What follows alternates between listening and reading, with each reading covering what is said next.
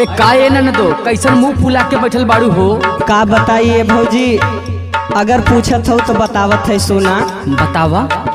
रात करे सना नाना बहेला पवनवा,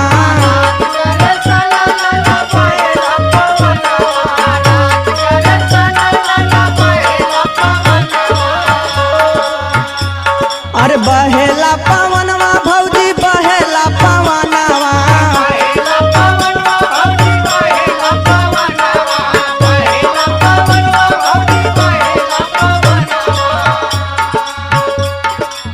कहिदा भौजी भैया से दे देता है गवानावा, कहिदा भौजी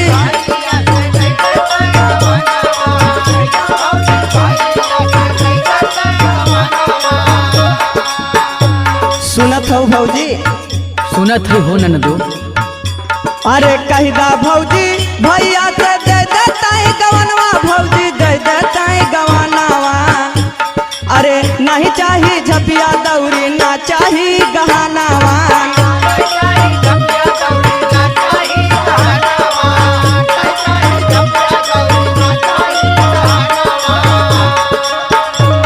हो नहीं चाहिए झपिया दौरी ना चाहिए गहनवा, भौजी ना चाहिए गहनावा। सुनत हो भौजी।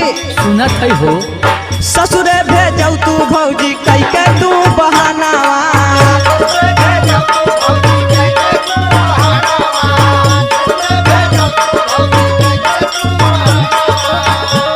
हो कई के तू बहनवा भौजी कई के तू बहानावा, यार कई के तू बहानावा। ससुरे भेजौ तू भौजी कई के तू बहानावा,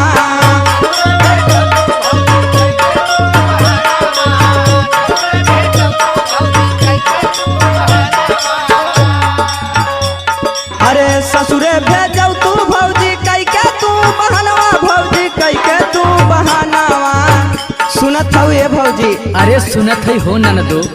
अरे मन जा तू भौजी हमरो ये तना कहानावा,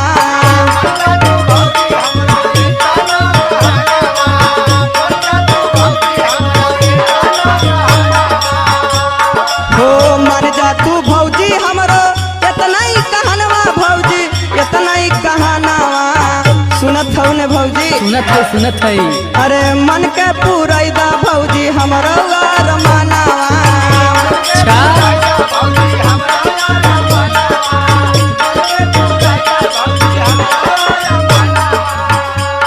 हो मन के पूरैदा भौजी हमरो यार मनवा, भौजी हमरो रमानावा।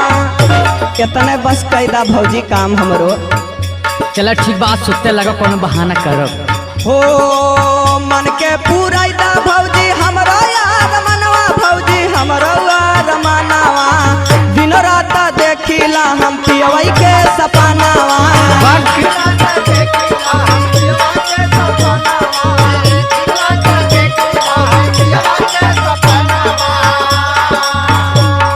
अरे दिन रात देखिला हम पियवई के सपनावा, भौजी पियवई के सपनावा।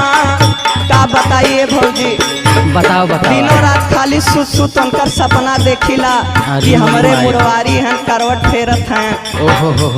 कि दिन रात देखिला हम पियवई के सपनावा, भौजी पियवई के सपनावा। मुन्ना मतल भी पियवा बसल बा परानावा, मुन्ना मतल भी पियवा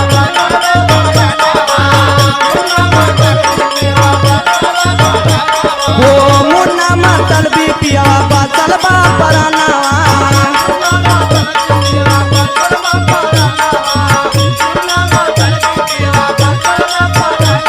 हो मुन्ना मतल भी पियवा बसल बा परानावा।